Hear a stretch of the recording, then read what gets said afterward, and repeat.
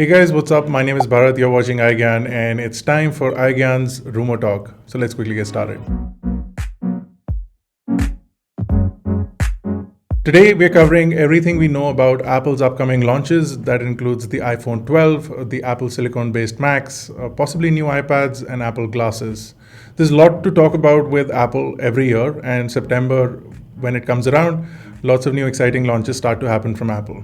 Now, Apple has already announced that they're working on Apple Silicon for their laptops and their desktops, and Apple Silicon will start to make its way into laptops later this year. And Apple has already released a 2020 developer transition kit, which will allow developers to transition from Intel-based iMacs to Apple Silicon-based iMacs, and this will allow them to code their apps accordingly for macOS running on Apple Silicon. We've already seen a few benchmarks leaked for the particular chip that is in the developer kits, and we've seen the iPad Pro, which has the A12X Bionic chip running benchmarks with a single core score of 1115 and a multi-core score of 4626 on Geekbench. The same chip called the A12Z chip is on the Apple Dev Kit, which is running Mac OS. That scores a single core score of 1005 and a multi-core score of 4555. And if you look at the scores of the A12Z found in the Dev Kit and the MacBook Pro 13-inch, you'll see that the single core score is 1344 on the MacBook Pro,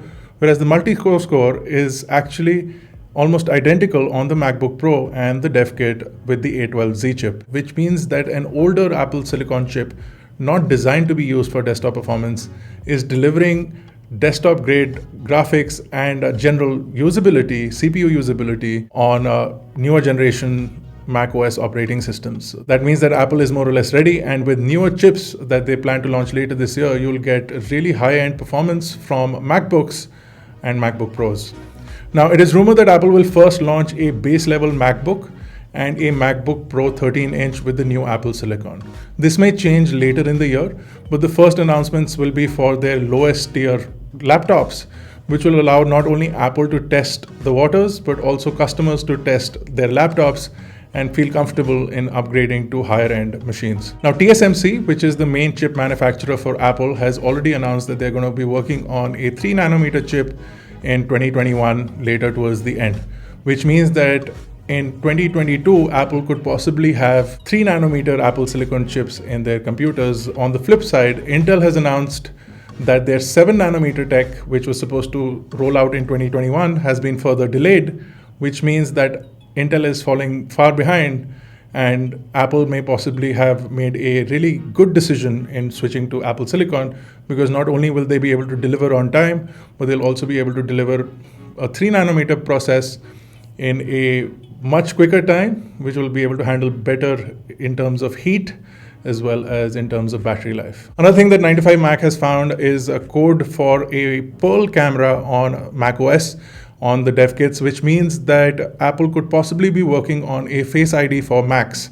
Now, this is something that I've really wanted for a very long time, but Apple needs to do this with Apple Silicon. And because Macs will have now Apple Silicon, the Face ID and the security enclave that Apple calls it will now sit on the Apple chips, and hence Face ID will be able to be powered by the new Apple Silicon. Whether Apple decides to finally put Face ID on Macs is something that will not be known until they finally do it, but it makes logical sense. If you have Face ID on your iPhone, then you open up your Mac, it scans your face with Face ID, and you can log into your machine. So you don't need to use Touch ID, you don't need to use your fingerprint sensor on the Mac as well. Now, Face ID also relies heavily on the Neural Engine, which is also an Apple Silicon based technology, and Apple, with the Neural Engine that was released in the A11 chip, was able to deliver Face ID, and hence with the future Apple Silicon chips that will possibly be launched for Mac and MacBooks will include this Neural Engine, and then will have the capability of running Face ID if Apple decides to put it in the machines in the first place. So as far as the iPhones are concerned, a lot of speculation, a lot of excitement for the iPhone 12 series. There are expected to be 4 phones this year. Now, rumors suggest that there are going to be 2 variants of the iPhone 12 and 2 variants of the iPhone 12 Pro, a 5.4-inch iPhone 12, which will be the base variant, and a 6.1-inch iPhone 12 Plus. Then on the Pro side, we'll see a 6.1-inch iPhone 12 Pro and a 6.7-inch iPhone 12 Pro Max. This time around also, all phones are expected to run on AMOLED displays, which is a technology which has become cheaper over a period of time, and we're already seeing phones in the 300-400 price tag carrying AMOLED displays, and Apple is not far behind as far as AMOLED display technology is concerned. Even though the iPhone SE has an LCD display, it is expected that 12 series, the entire series, will have AMOLED displays. And there are lots of rumors about Apple ProMotion, and even today lots of rumors and speculation points towards the fact that even if Apple installs a 120Hz display in the iPhone 12 Pro and Pro Max, they may not enable the 120Hz because they're dealing with battery life issues, a little bit of heating, and also performance issues with iOS. I still feel that Apple will launch a 120Hz display, and not only launch it, announce it, but also enable it on the phones. They might launch it in a staggered format like they did with Deep Fusion and like they did with portrait mode for the camera. They might launch a higher refresh rate at a later stage with an iOS update. But I think they will announce it because that is a major differentiator for the Pro series of phones, and it will allow a lot of people to pick the Pro series versus the regular iPhone 12s. As far as the cameras are concerned, we're expected to see larger camera lenses, and also LG is going to make cameras for the Pro models, whereas Sharp and OFilm will make camera modules for the cheaper phones, which includes the iPhone 12 and possibly what will be called the iPhone 12 Plus. Now, the iPhone 12 Pros will continue to have 3 cameras on the back, possibly a LiDAR sensor, we're not sure. Lots of speculation again going forward and back. If they do include a LiDAR sensor, we'll see better AR capabilities, something that Apple has been really pushing forward. Apple may potentially include 8K video, and Apple may potentially include 4K video at 240 frames per second, or at least direct 4K video at 120 frames per second, which will make slow motion videos look crispy AF. So something that we are looking forward to, especially from a camera point of view. 4K on the main camera is already there, 4K on the front camera is already there. If Apple has to up their game as far as video is concerned, considered to be one of the best video smartphones available in the market, Apple may push this a little bit with possibly higher resolution or possibly better frame rates. Now, there's also 5G, which has come into consideration for a lot of markets. The Pro series is definitely going to have 5G, but Apple may not include 5G in the iPhone 12s. On the flip side, if they're adding newer Apple silicon in both these iPhones, they might enable 5G throughout the portfolio. And they might sell a cheaper phone later this year, which may be a non-5G phone for markets like India and other markets which are not expecting 5G capable networks for the next couple of years. Apple may launch a cheaper phone, which could be a revision to the iPhone SE, which could be possibly a LCD based, more like the iPhone 11, edge-to-edge display, no 5G, possibly an older chipset. They might launch that later this year. Now, another thing that has been in conversation has been the notch on the iPhone. It hasn't changed in a while. It's been 3 generations since the notch has seen any kind of difference. And this time around, it seems that Apple will reduce the size of the notch considerably. The depth camera will be of a smaller size and pushed more towards the top of the phone, and hence reducing the size of the notch itself. This will be a welcome feature, and any iPhone user will appreciate this. If Apple reduces the notch, because Face ID is still a very relevant technology, and it is one of the most important features that I have on my iPhone. So I will like to continue to have Face ID more than a larger display. So if Apple reduces the notch, it'll be appreciated. But even if they don't, the Face ID feature more or less makes up for the notch for a lot of people, and that includes me. The next chip, which is expected to be the A14 or the A14 Bionic chip, will be on a 5 nanometer process, which means that we are going to see better improvements in terms of performance. We're going to see better battery life, and we're going to see also better heat management, which has not really been an issue for iPhones, at least in the last generation. So we'll see Apple possibly put a same size battery or a smaller size battery in the next generation of iPhones, delivering the same kind of experience that you get currently. With the iPhone 11 Pro Max, the battery life is really on point, and it delivers a full day of battery life. And that may continue with the iPhone 12 Pro Max, even if they include the same size battery, but because the next Apple silicon chip will be better battery managed and will manage battery life and process better, you will get the same or better battery life from the devices. There's also rumor that Apple will not ship the charger inside the box of the iPhone 12s. And it is something that a lot of existing Apple users will not mind at all, because you're getting the same charger again and again. And potentially, if you're somebody like me who's bought a lot of iPhones, you have tons of Apple chargers lying all over your house already. Apple also sells a 25-watt charger that they sell separately for a price, and I mostly use that, so it doesn't make sense to get a charger inside the box.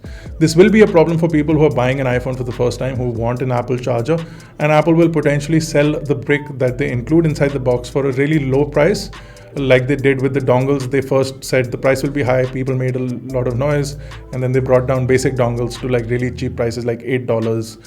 So Apple may sell a $10 charger, the 5-watt charger, the standard brick that comes inside the box, or even a fast charging brick for the Pro models will be available for a relatively cheaper price. So if you're somebody who wants a new brick, you can pay maybe $10 or $20 to get a charging brick from Apple, and hence reduce their footprint on the environment, because they'll be able to ship more boxes in the same truck, they'll be able to put more boxes in the same container, and they'll generally reduce the footprint of the amount of paper consumed, of the amount of electronic waste. So it will be a welcome step from one side of the spectrum, and it'll be a non-welcome step from another side of the spectrum. We're also looking at rumors that AirPods will also be removed, and that's because Apple has pushed and also enabled this whole wireless earphone generation with their AirPods and then their AirPods Pro.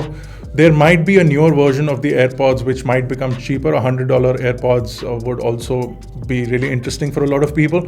And then Apple is focusing more on a better quality charging cable, because their cables are the easiest cables to fray, and they're looking at a braided cable. They've already launched a Thunderbolt 3 cable which is braided, which also comes with the Mac Pro.